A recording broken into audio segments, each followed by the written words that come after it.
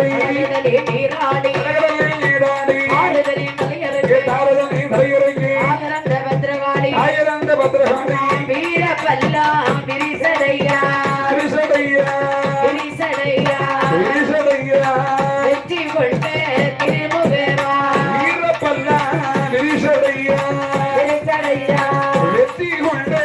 திருமுகமா 16 சடையிலங்கே Bhadreswari